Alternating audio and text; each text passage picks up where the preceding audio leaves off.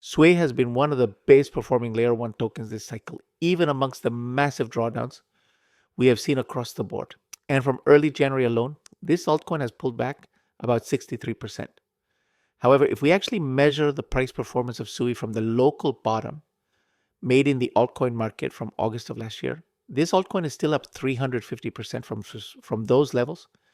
And I do still believe it is going to continue to be one of the best performing layer 1 tokens for the rest of this bull market.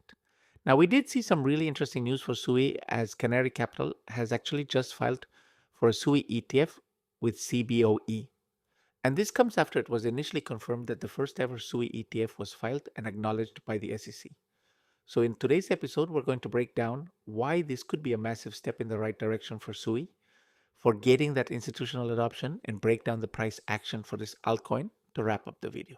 But before we hop into the content, just a friendly reminder that I'm not a financial advisor, nor do I offer any sort of financial advice on YouTube. I'm simply here for your crypto news and entertainment purposes. And if you do find the videos informative and entertaining, please consider it in that sub and like button. And I appreciate all the support on the channel. You guys are absolutely amazing. So without further ado, let's get right into it. And I do want to start off this video with a general market overview, as we typically do. I think it's really important as Bitcoin is actually approaching the lows that were made over the weekend at about the 74.5K mark. Bitcoin currently sitting at about 76.9K. And one thing I've said about Bitcoin during this entire drawdown, which at the moment is currently about a 30% drawdown from all-time highs, is that I do still believe we are just in a bull market pullback, a typical pullback in a bullish market. And the only thing that I think would really invalidate this thesis and start to make me consider that potentially we are entering a bearish phase for the markets is if Bitcoin breaks right below this local top that was made in March of last year at about 73.5K. So Bitcoin did actually come close to testing it as support. It still may come down here to test it as support, as it did bottom out at about 74.5K over the weekend. And I think that as long as Bitcoin is able to stay above this local top level from March of last year, the chart still does look really good structurally, in my opinion. I think that on a break below this level of 73.5K and then move back into the 60,000s, this could be what I would consider to probably be a more prolonged drawdown. But at the moment, I do still think this is a typical bull market pullback. I mean, I've said it before multiple times on the channel. Bitcoin pulled back 31% last year alone. And this was about 6 months of consolidation and a lower high formation before getting that breakout in October, November of last year. And yeah, this is something Bitcoin has done before. It is really typical. And I always say it about the volatility. If we do expect and enjoy that volatility to the upside, we do also have to embrace the volatility to the downside and prepare for it. So downside targets for Bitcoin is going to be that 73.5K level. I'm really looking for that to hold our support. And at the moment, if we take a look at what that would be in terms of a percentage drop, that would be about another 5% from here to get back down to those levels. And if we actually measure it from all-time highs, that would be about a 32.5% drawdown from highs back to that local top level of resistance, which I am now looking at as a level of support. And to the upside, I am really looking for Bitcoin to break back out above the 91.5Ks level.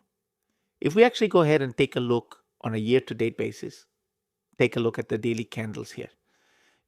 One thing about this level is that after Bitcoin broke above $91,500 for the first time, it came back here to validate it as support multiple times on the daily candles before breaking down below and then flipping that support into resistance.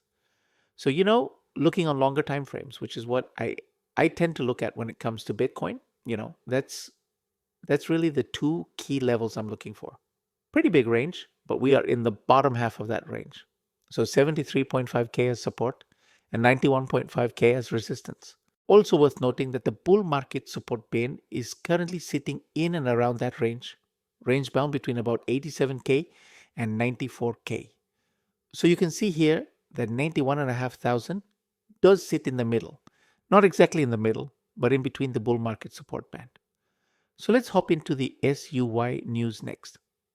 This is another altcoin that actually just on this move to the downside has broken out of this demand box that we have had drawn on the charts, and I will break down the price action to wrap up this video.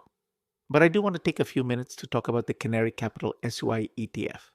So we saw an announcement in mid-March that Canary Capital did file for the first ever SUI ETF, which could greatly expand US institutional access to SUI.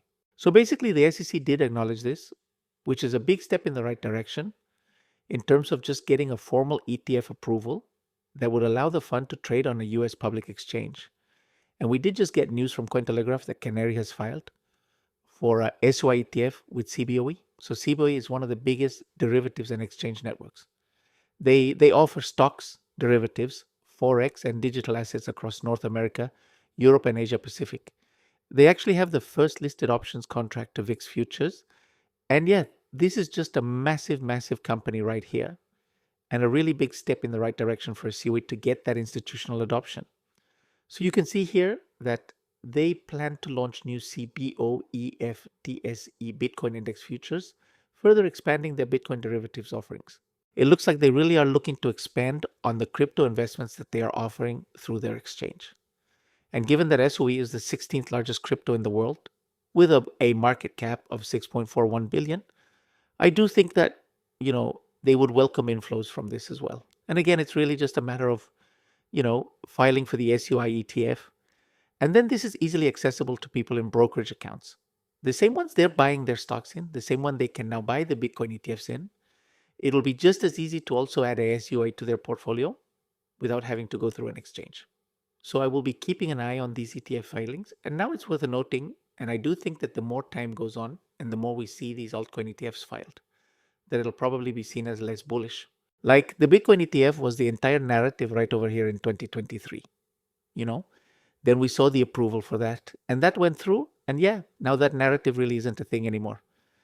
The Ethereum spot ETFs, I think they started trading. When was the first traded Ethereum spot ETF?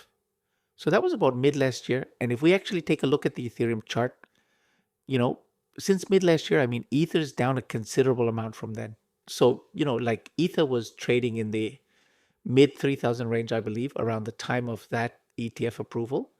And now it's sitting in the mid 1,000 range, 14.75 right now on the charts. So yeah, it's worth noting that, as time goes on, I do suspect that these ETFs will have less of a price impact, but it does still just contribute to the long-term adoption and just ease of access to these altcoins, which I think is big in terms of those capital inflows. Now, speaking of inflows, outflows, price action, I do want to wrap things up taking a look at this chart. So we are currently just below this demand box, which comes in at about $2 to $2.40. If we take a look here at the chart, right, and I just get rid of that bull market support band for a minute, this $2 zone acted as resistance back here in February. We had about 220 acting as resistance in March, and then we saw 2.4 act as resistance in October before SUI pulled back. And then once it broke out of this demand area over here, that is when we saw SUI go on this monster run up to about the $5.35 range. We saw that mass liquidation event in February, where SUI actually bounced right off of that, the upper end of that demand box, came back down to back test the bottom end before rallying back up, and now we are right back down here and looking to potentially break below. So when it comes to SUI and what I'd really be looking for next, okay, if we do see some sort of bigger market downturn, if Bitcoin does break those March highs from 2024, what I would be looking for on SUI would potentially be a test all the way down here at about the $1.45 level. This level right here acted as resistance in January and then support over here in March before making sort of like a second high and then falling back to the downside. And yeah, if we do see SUI fall further, that is where I would be looking for this area of resistance, then flipped into support to once again act as support for this altcoin. To the upside, what I'm looking for on SUI is for it to make its way back into this demand zone. And if we do see some sort of bullish price action unfold over the coming days and weeks, I would be looking for a breakout above the $2.40 level, which would be a move of about 20% from here. And then, yeah, just sitting above that demand zone, I think this altcoin chart would look really good on a pullback and a continuation of a move higher if the market conditions are favorable for it. So on that note, I hope you all enjoyed the content in today's video. I hope you're all staying happy, safe, and healthy, and I hope to catch you in the next one. Peace out for now.